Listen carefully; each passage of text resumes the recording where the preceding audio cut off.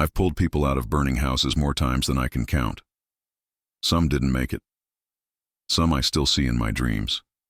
But that kid, that night, I don't know what it was. He was 6, maybe 7. Tiny. Could have fit in one arm. And for a second there, I thought I'd lost him. I can still hear his mother scream. And that sound never left me. My name's Jack Delaney. I'm 67 years old. Used to be a firefighter. Almost 3 decades on the job. Now I'm retired. Been out of the game for 12 years? 13 this fall, I think. I live in Broken Arrow these days. Small place, bit quieter than Tulsa where I grew up. I got a little house, a big front porch, and an old yellow lab named Bailey who mostly sleeps through the day and keeps me company at night. It's a slow life now, peaceful, and sometimes too quiet. I miss the noise, if I'm honest. Not the sirens or the screaming. God knows, not that. But the kind of noise that came from being surrounded by people who had your back. The crew, the station, the rhythm of it all. That sound of coffee brewing at 4 a.m. after a hard call. Boots clunking across the floor. Radios crackling in the background. Laughter in the kitchen, even when none of us had anything to laugh about. Firehouse life was a world of its own. You didn't just work together, you lived together. We were more than co-workers, we were family. Strange, messy, loud family that yelled at each other one minute and ran into burning buildings the next, side by side. No hesitation. That kind of trust. You only find it once in your life, if you're lucky. I was 23 when I joined. Young, strong, full of something that looked a lot like courage but was probably just stubborn pride. I wanted to prove myself. Thought I could handle anything. You learn quick that the job will humble you real fast. Fire doesn't care how tough you are. It doesn't listen, doesn't negotiate. It just takes. Still, I loved it. God help me, I really did. There's something about stepping into chaos and trying to bring a little order, even if it's just for a moment, even if it's just saving one life, one hand pulled from the wreckage.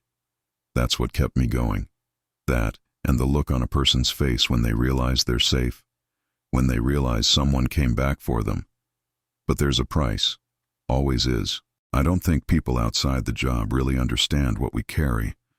Not just the injuries and the smoke in our lungs. I mean the stuff you don't see, the sounds you can't unhear, the faces that stay with you long after the flames go out. You save lives. Yeah, but you lose pieces of yourself along the way. I was married once, for about 10 years. She was a good woman, patient, kind. Too good for me, truth be told. But the job, it took more from me than I realized at the time. I stopped talking. Started coming home quiet. She'd ask how my day went, and I'd just nod or grunt or say, fine. Even when it wasn't. Especially when it wasn't. It's not that I didn't want to open up. I just didn't want to hand her the weight I was carrying. Didn't want to bring those scenes into our kitchen, into our bed. I thought I was protecting her. Maybe I was just protecting myself. So we drifted. Slowly. Quietly. One call at a time. Now it's just me. And I've made peace with that. Mostly, I don't go into town much. Get my groceries once a week. I read a little, fish when it's warm, watch the news even though it mostly makes me angry, and I sit on that porch and think more than I probably should. People ask me sometimes, young folks especially, was it worth it? And I tell them, every damn second.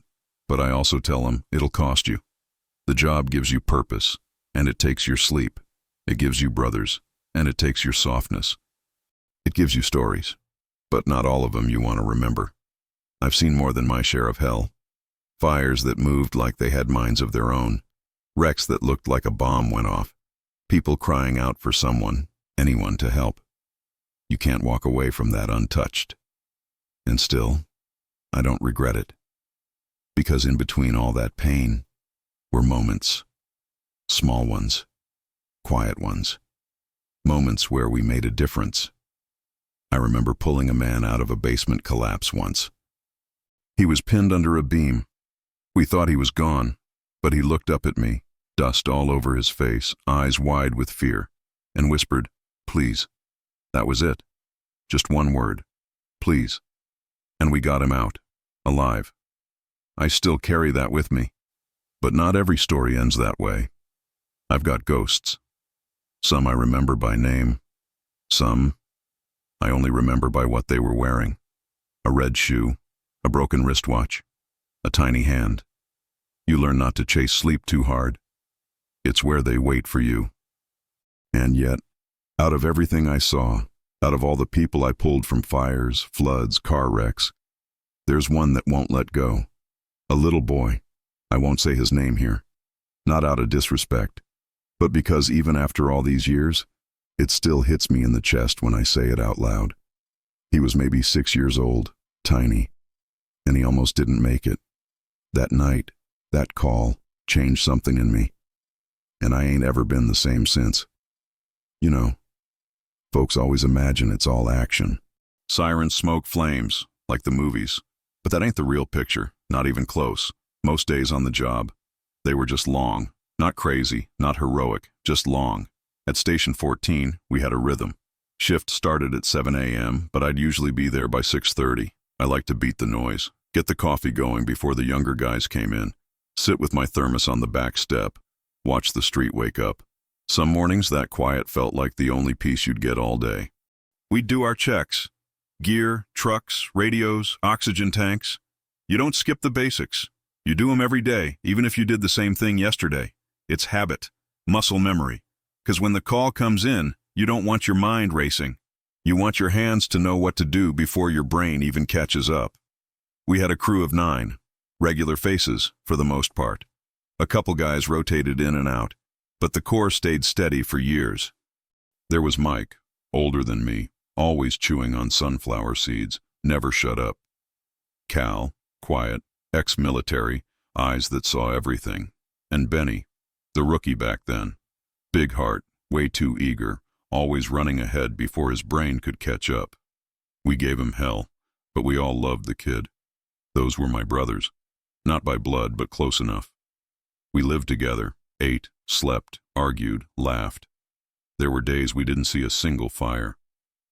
And there were days we didn't sit down for 12 hours straight. We cooked our own meals, took turns. Mine was chili. 3 kinds of beans, heavy on the cumin. Benny's was grilled cheese and soup, which he somehow managed to screw up every time. Still, we ate it. No one complained much unless it was burned beyond recognition.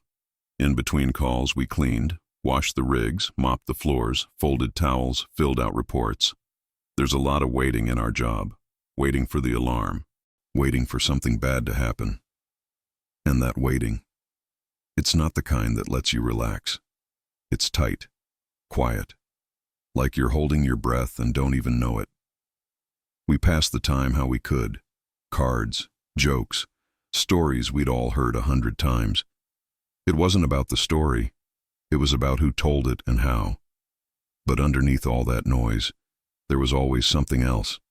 A kind of tension, like your body knows something's coming, even if your mind's trying not to think about it. Because when the tones drop, when that alarm hits, it's like your whole world shrinks down to a single point. You go from sipping coffee to sprinting for your gear in under 5 seconds. Boots, coat, radio, truck.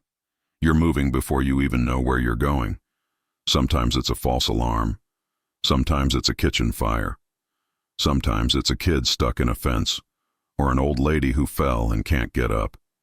And sometimes it's the worst day of someone's life, and you never know which one it'll be until you get there. I remember once we got called out to a single-car crash on a rainy Tuesday. Nothing special on the radio, just a standard rollover. But when we got there was a young woman, 22, dead on impact. And her mom showed up while we were still cutting her out, screaming, on her knees in the mud. We finished the job, got back in the truck. Nobody spoke the whole ride home. That's the part folks don't see. The silence after. What it does to you. You come back, strip down, hang your coat, sit at the table like you're supposed to just go back to normal. eat lunch, watch the news, talk about football. But sometimes the noise in your head's louder than the sirens ever were. And yet, we kept showing up, every day, every shift, because for every call that broke you, there was one that reminded you why you started in the first place. Like the time we pulled a baby out of a bathtub after a near drowning. She wasn't breathing, blue, lifeless, and we brought her back. She cried, loud and angry, best sound I ever heard, and when her father dropped to his knees, sobbing, thanking us over and over like we were angels. I didn't feel like a hero. I felt lucky. Just lucky we got there in time. That's the job. Some days you feel like a ghost, just cleaning and waiting. Other days you're standing in someone's burning living room, trying to find their kid through black smoke and screaming. But in between, there's a lot of life. Shared meals, stupid pranks, old jokes. The kind of laughter that comes from knowing death is always around the corner, and laughing anyway. Looking back now, I think those slow, ordinary days were what kept us going. The routines, the normal. Because when everything else was chaos, at least we had something steady. I still remember how the station smelled. Coffee, smoke, sweat, and pine sol. I remember the sound of boots dropping off the rack. The way we'd all shuffle to the truck half awake, cursing and laughing at the same time. We weren't perfect. We made mistakes. We got mad. Said things we shouldn't. But when the call came, when someone needed us, every single man in that building showed up with everything he had. That's what mattered. And that was the life. Day in, day out. Until the day that boy's call came in. And everything changed. It was cold that night. Real cold. One of those Oklahoma winter nights where the wind cuts through your coat like it ain't even there. I remember I had 2 pairs of socks on and still couldn't feel my damn toes. It was sometime after 2 a.m. We'd had a slow shift, few minor calls earlier in the evening, false alarm at a strip mall, some guy who locked himself out of his car and swore there was a dog inside. There wasn't. Most of the crew was already asleep. Me and Mike were still up, watching some old Clint Eastwood movie on the tiny TV in the back room. Not really watching, just not ready to sleep. Some nights are like that. You feel something coming, even if you don't know what it is. Then the tones dropped. That sound, man, even now, after all these years, I can still hear it. Not just in my ears, but in my chest. A full-body jolt. The dispatcher came on fast. Structure fire, residential, possible entrapment, smoke showing. Then the address. I sat straight up. I knew that street. Small neighborhood out past the interstate. Older houses, close together, no hydrants nearby. Bad spot for a fire. Worse spot for kids if there were any inside. We jumped up, boots on, gear up. The mood changed fast. The jokes stopped. No more movie, no more yawns. Now it was real. I remember the ride out there like it just happened. Wind howling through the gaps in the truck frame. Mike beside me, quiet for once, staring straight ahead. Benny in the back, bouncing his knee like he always did when he was nervous. We pulled up and the world was already orange. Flames were coming out of the roof, thick black smoke rolling up into the night sky like a curtain. You could smell it from down the block. Plastic, insulation, wood. The kind of fire that's been burning a while before anyone called it in. Neighbors were out on their lawns, barefoot, wrapped in blankets. Some were crying. Others were just standing still, staring, frozen like statues. Then I saw her, a woman in a robe, barefoot, hair wild, face streaked with soot and tears. She was screaming, words that didn't make sense at first. Then I heard it clear. My baby's inside. He's still inside. God. I can't describe the sound in her voice. It wasn't just panic. It was something deeper, something ancient, like an animal, like her soul was ripping itself out. I didn't think. I didn't hesitate. Me and Cal ran to the front door. It was already gone, burned off the hinges. The living room was glowing with embers, smoke hanging thick and low. Heat hit us like a wall. Even through our gear, it felt like a punch to the chest. We went in low, couldn't see more than a foot in front of us. Everything was noise, crackling, hissing, beams groaning above us. You learn to move by feel in those moments. You don't look for fire. You listen for life. We checked the first 2 rooms. Nothing. Then I heard it. A cough. Small. Weak. But there. I turned and saw a shape in the hallway, curled up on the floor, halfway hidden behind a fallen dresser. A tiny body, pajamas, bare feet. I dropped to my knees and crawled over. He was barely conscious. Smoke had gotten deep into his lungs, skin covered in soot, hair damp with sweat. He couldn't have been more than 6. I scooped him up, light as a bag of flour, and told Cal, "Go! Move!" We got out fast. Back through the smoke, through the doorway, into the freezing night air. I laid him down on the grass and stripped off my gloves. His chest wasn't rising. I started compressions. 1, 2, 3. Come on, kid. 4, 5, 6. Still nothing. Mike was next to me, yelling for the med kit. The mom was screaming again. I couldn't hear anything but that silence between his breaths. It felt like time stopped, and then a gasp, just a little one, barely there. Then a cough, wet, rattling, then a cry. Weak but real. And I just sat back on my heels and let the tears come. I don't cry easy, not after all I've seen. But right then, I did. His mom dropped to her knees and grabbed him, holding him like she was afraid he'd vanish if she let go. She kept saying the same thing over and over. "He's all I got. He's all I got." I didn't realize my hands were shaking until Benny put a blanket around my shoulders. I must have looked like hell. The ambulance pulled up 5 minutes later. Took him and his mom. We stayed behind, put the rest of the fire out, salvaged what we could, which wasn't much. The roof had collapsed, kitchen was gone, bedrooms blackened to charcoal, but that boy was alive. We got back to the station around 5 a.m. No one said much. I sat in the locker room staring at the wall, still smelling the smoke on my skin. And for the first time in a long time, I felt something crack open inside me. I'd saved people before, lots of them. But this one felt different. Maybe it was the way he looked in my arms, so small. Or the way his mom looked at me like I was some kind of miracle. Or maybe it was just the weight of all the calls before finally catching up to me. I don't know. But something changed in me that night. When we rolled up to the house, I knew it was bad. You get this gut feeling after a while. Doesn't matter what the radio says. The second you see it, smell it, you just know. It was a small single-story place, maybe 1,000 square feet. Vinyl siding, one of those prefab homes, probably built in the 70s. It sat on the corner lot of a tight little neighborhood. Yards close, fences half-rotted, street lamps flickering. Quiet kind of place. Working folks. You could tell. But that night, it looked like hell opened up right there in the middle of it. Flames were already punching out the roof. Thick black smoke pouring from every window like the house itself was exhaling. The whole front end was lit up orange, crackling, snapping, like bones breaking in a furnace. You don't forget that sound, not the fire, not the screaming. And there was screaming.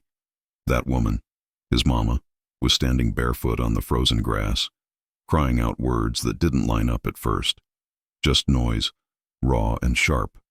Took me a second to catch what she was saying, over and over again. "He's in there. My baby's in there." Her hands were bleeding, must have tried to go back in. Her robe was torn, hanging off one shoulder. No shoes, just bare feet planted in snow and ash.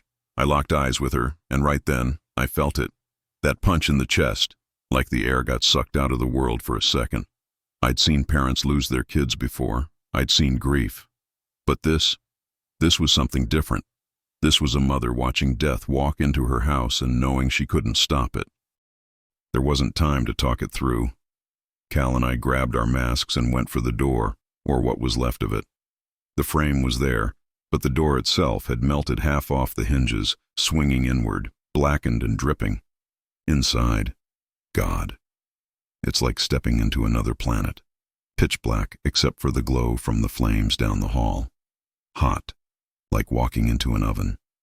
My gear was thick, heavy, built for this, but it wasn't enough. You feel the heat in your bones. And the smoke, thick, oily, choking. You breathe through the mask, but you still feel it settle in your chest, the weight of it.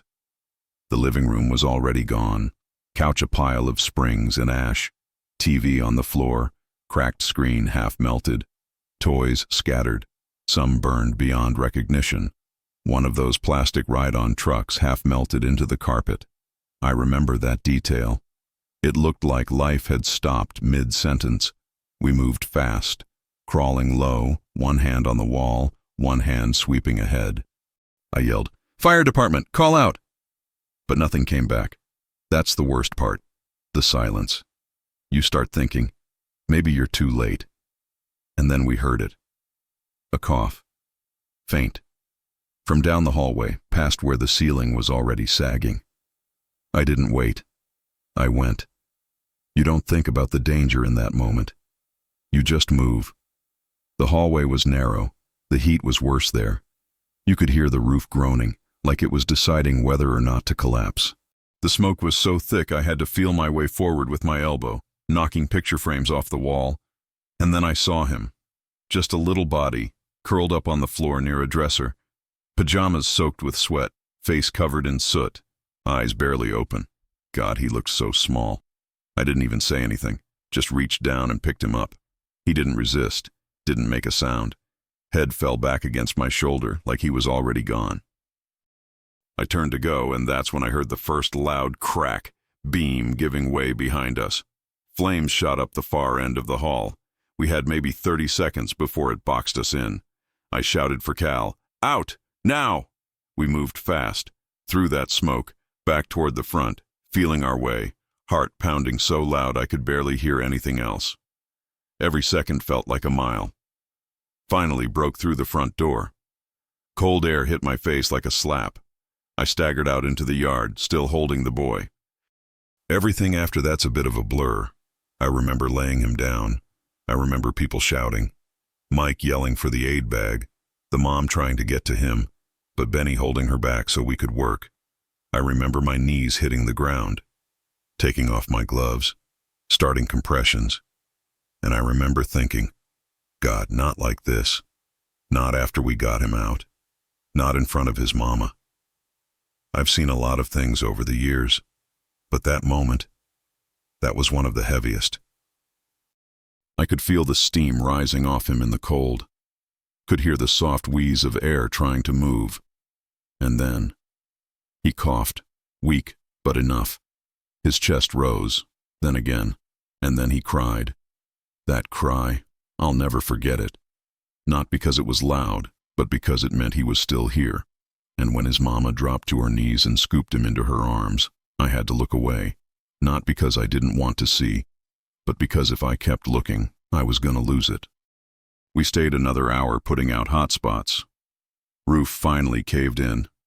Bedrooms were gone, nothing salvageable. Except that boy. He was the one thing that made it out. I still don't know how we made it out of that house in time. Looking back, I've replayed it 1,000 times in my head. We were maybe 30 seconds from the hallway collapsing. Maybe less. That fire, it was angry. Fires like that, they don't wait. They don't forgive hesitation. And I wasn't about to lose that boy. When I picked him up, he didn't move, didn't cry, just hung limp in my arms like a rag doll.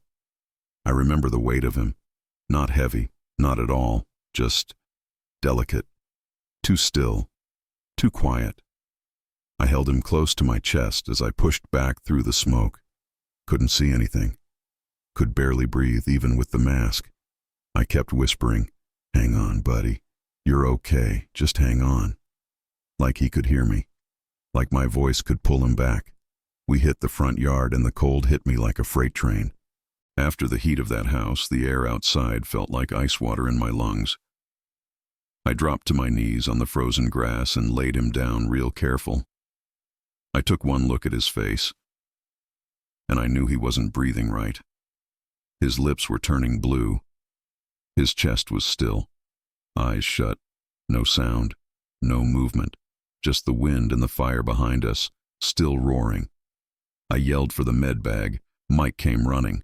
The mom, God, she was screaming again.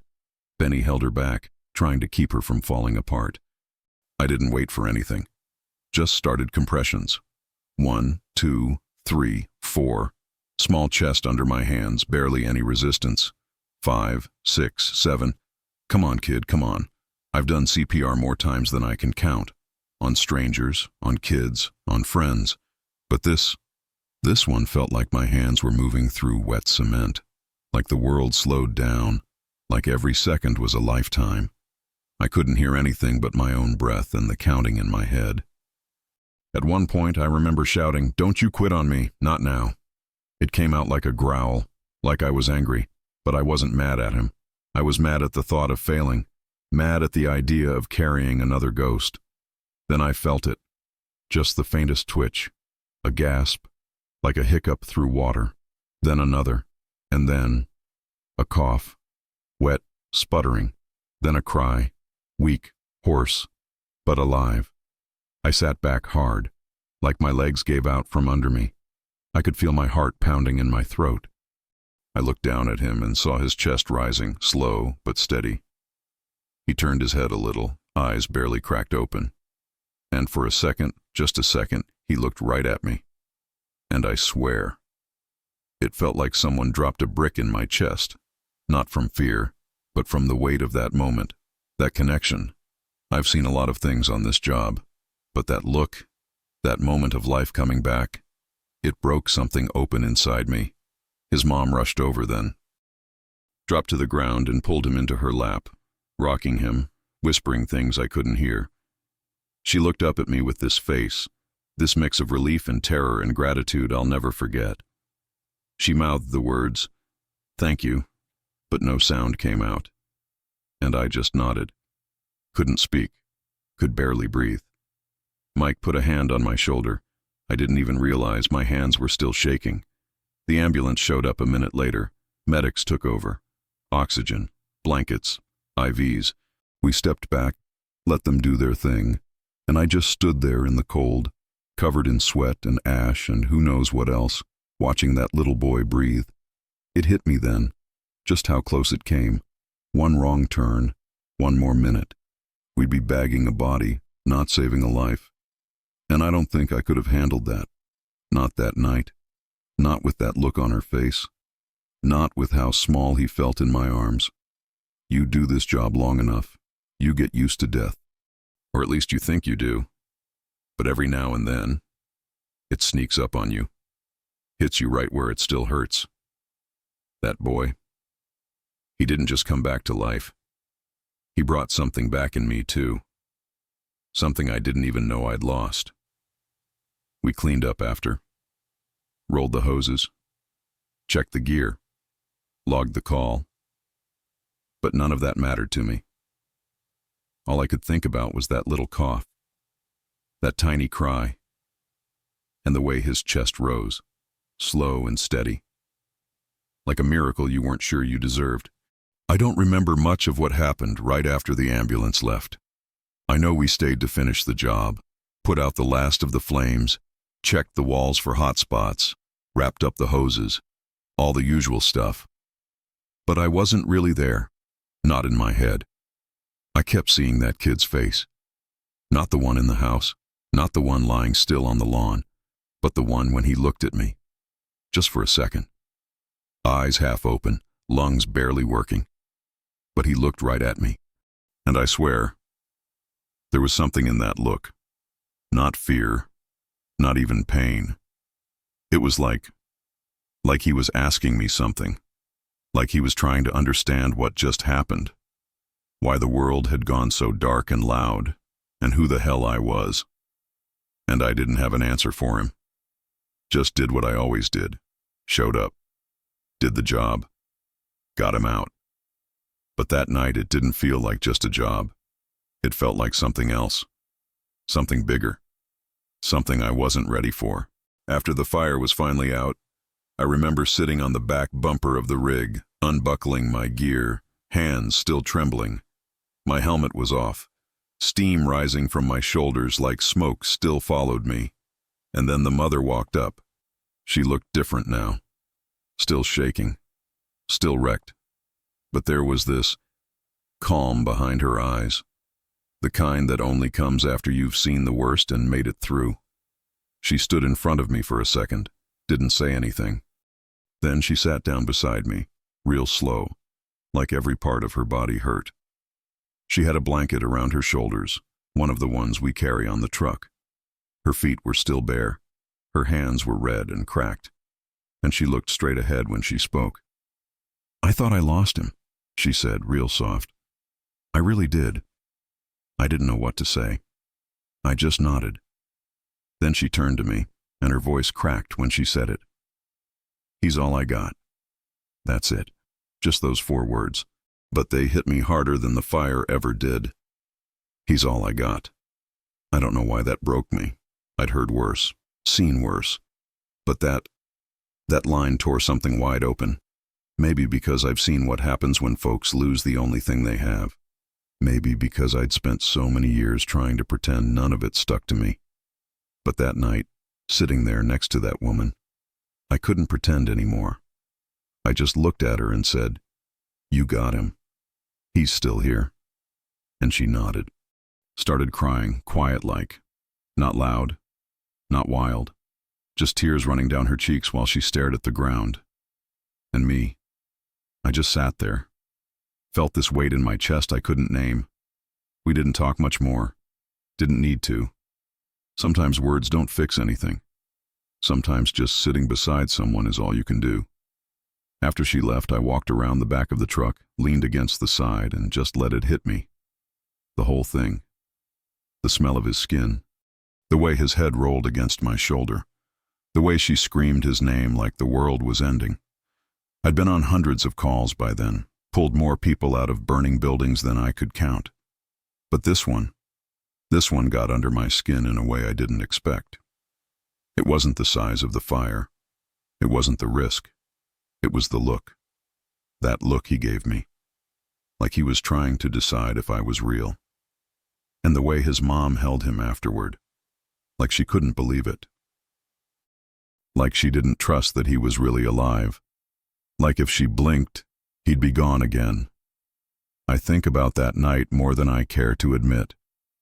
Even now, all these years later, I'll be in bed, staring at the ceiling, and I'll hear that cough. That one little sound that meant he was still breathing. And I'll see her face. Tears. Ash. Blood. But also, hope. Hope in its rawest, most broken form. And it makes me wonder how many other nights like that are happening all over the world. Where someone's yelling into the dark, hoping like hell someone's coming to help. That night I was the one who showed up. And thank God we were in time. But what if we weren't? I think that's what stays with me.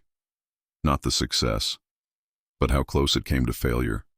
That thin line between life and death, between a mother's joy and her nightmare. We walk that line every day in this job. But that night I felt it in my bones. And I've never forgotten it. I didn't sleep that morning when we got back to the station. Didn't even try. I just sat at the kitchen table, still in my gear, boots soaked from the snow, smelling like smoke and sweat and something else I couldn't name. I watched the coffee pot drip, one slow drop at a time. No one said much.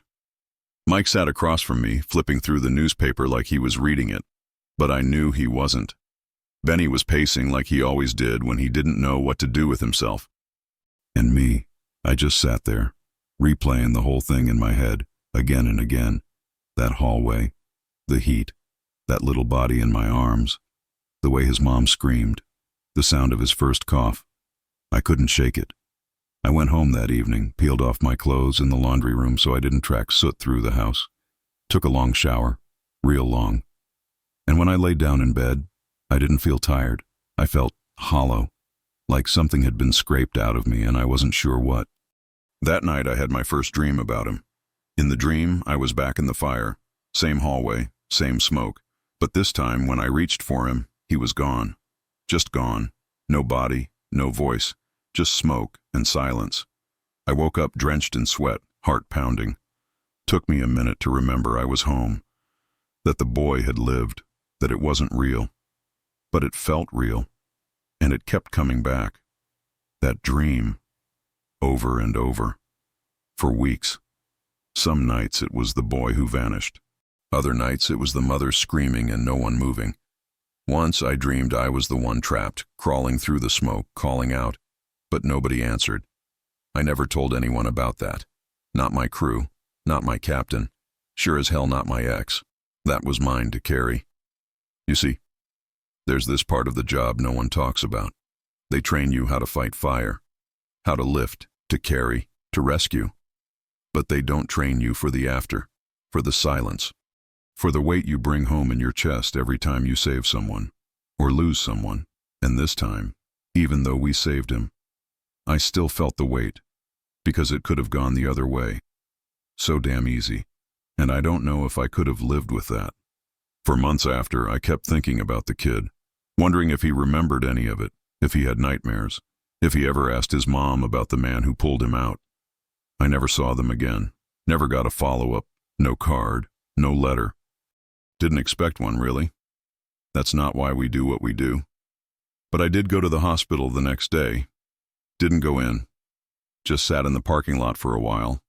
I guess I wanted to make sure he was still there, still breathing, still okay. That was enough for me. I told myself I wouldn't let it get to me. Told myself I'd been through worse. Told myself, you did your job. You did what you were supposed to. But it did get to me. I started getting quiet again. Like I used to in the early years, back when the bad ones started piling up. Didn't talk much, didn't laugh, pulled away from the guys a bit. I think they noticed, but no one pushed. Firehouse men, we don't always talk about feelings. We just keep going, until we can't. Eventually I found a little peace in small things. Fixing the lawnmower, sitting with Bailey out on the porch, mowing the grass, even if it didn't need it. I'd walk by the elementary school near my house and see kids running, laughing, living, and sometimes I'd wonder, is that boy one of them? Is he okay? Does he know he almost didn't make it? And then I'd stop myself. Because the truth is, it doesn't matter if he remembers. I do. That's enough. He's part of me now. Not just as a memory, but as a reminder that even on the nights when the world is on fire, literally, there's still a chance. Still a sliver of light, even in all that smoke. He reminded me why I signed up in the first place. Not for the action, not for the glory, but to be there when someone needed help the most, to be the hands that pulled someone out of the dark. That boy. He reminded me that what we do matters, even when it breaks us a little. And it did break me. Just a little. But it also made me feel something I hadn't felt in a long time. Hope. Sometimes late at night I still think about him. I'll be sitting out on the porch, Bailey at my feet, cup of coffee in my hand even though it's way too late for caffeine, and out of nowhere, that night just sneaks up on me. I don't mean to think about it, but it comes anyway. The cold air, the glow of the fire, the sound of his mama's voice, raw and broken, and that little boy looking up at me like he was trying to decide if I was real or just a dream he had before everything went dark. It's funny. I've forgotten birthdays, names, even faces over the years, but I ain't never forgotten his. Not his name. No. I couldn't even tell you that today. I never asked. But his face, that stayed with me. He's a part of me now, like a scar you don't see but still feel every damn day. And sometimes I wonder, what kind of man is he now? He'd be grown by now. Hell, maybe 20, maybe older. Might have a job, a girlfriend. Maybe he's a dad himself. He don't know me. Might not even remember what happened that night. But I remember for both of us. And that's enough. Sometimes I ask myself why it stuck with me so hard. Why him, out of all the lives I touched? I mean, I've pulled people out of floods, flipped cars, collapsed buildings. I've watched more than a few slip away before help could come. But something about him, about that night, it just got under my skin and never left. Maybe it's 'cause it was so close. Maybe 'cause he was just a kid. Maybe 'cause I saw myself in that moment. Not the firefighter, but the man. The human being holding another human being, knowing damn well it could go either way.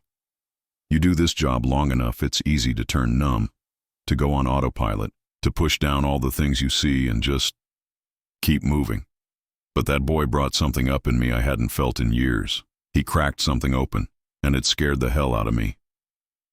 'Cause when you feel that deep, you risk hurting that deep. But I guess that's part of it. If you care enough to save him, you gotta care enough to be broken by it too. After I retired, folks would ask me, "Do you miss it?" And I always say the same thing. I miss the people, I miss the purpose, but I don't miss the pain. And that's true. But the other truth is, I carry every one of them with me. Every face, every scream, every save, every loss. They don't leave you. They just get quiet. Until one night you're sitting by yourself and a breeze rolls in, and suddenly you're back on a lawn in the middle of the night, praying over a little boy who hasn't taken a breath in way too long. And then you remember that he did breathe, that he did cry, that he did go home with his mama that night, and that maybe, just maybe, you gave him a future they never would have had. That's what sticks, not the badge, not the uniform, not even the fire. It's the people. It's that one moment when all the noise fades away and you realize you were exactly where you were supposed to be. I don't go around telling war stories. Don't need folks thinking I'm looking for praise or attention. I had my time. I did my job. That's enough. But if there's one story I do carry close to the chest, it's his. Because he reminded me what it means to be human. Not a firefighter. Not a hero. Just a man. A man who showed up when someone needed help. A man who held a life in his hands and got to see it keep going. And sometimes when the nights are real quiet, I close my eyes and I can still feel the weight of him in my arms. Light, warm, alive. That's what I carry now. Not the fire, not the fear, but the life. And I thank God every day for that.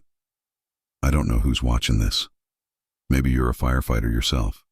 Maybe you're someone who's lost somebody. Or maybe you're just curious, wondering what it's like to live a life like this. Well, I'll tell you. It's not about being a hero. It's not about the fire or the medals or the news stories. It's about the moments. The ones that stick with you. The ones that change you in ways you didn't see coming. And sometimes, it's not the biggest fire or the most dangerous call that stays with you. It's a little boy in footy pajamas, pulled from the smoke. It's a mother on her knees, screaming like the whole world's ending. It's a cough, a breath, a cry. I never got to see that kid grow up, never heard from the family again, but I think about him. I really do. Not every day, but enough. And when I do, I feel this stillness inside me. Like maybe, in all the chaos, I did one thing right. Just one. You know, I've carried a lot of memories in this head. Some of them I wish I could forget. Some I don't want to let go of for nothing. And that night, it's both. It tore me open. And it gave me something back I didn't know I'd lost. That's the thing nobody tells you about service. You go in thinking you're gonna change the world. But what really happens is, the world changes you. Little by little. Call by call. Life by life. And you don't come out the same. Some days, you come home with your head high. Other days, you come home feeling like you failed, even if you did everything right. But you keep showing up, because that's what matters. You show up, you try. You give what you've got, even when there ain't much left in the tank. And sometimes, you get lucky. Sometimes you carry a kid out of hell and he takes that first breath right there in front of you. And you remember why you started. I'm not trying to make this sound like something it ain't. This job, it's hard. It'll break you if you let it. Hell, even if you don't let it, it'll still find ways to leave cracks. But those cracks, that's where the light gets in. If you're watching this, and you've got your own story, maybe something you've never told anybody, maybe something you can't tell anybody, I want you to know. You ain't alone. We all carry things. Memories, regrets, little ghosts that visit us when the world gets too quiet. But there's strength in carrying them, not because we're supposed to be tough, but because they mean something. They remind us that we lived, that we were there, that we mattered to somebody, if only for a moment. So if you've ever held someone's hand in their darkest hour, if you've ever stood between a stranger and something awful, if you've ever sat in silence after it was over, wondering if you did enough, you did. You were there. And sometimes that's everything. That little boy may never know my name, may not even remember that night. But I remember for both of us, and that's enough. If you're out there watching this, and you've got a story like that buried somewhere deep, I hope you tell it. Even if it's just once, even if it's just to yourself, because these stories, they matter. Not because they're dramatic, not because they make good TV, but because they're real. And real things, they're worth holding on to. Thanks for listening.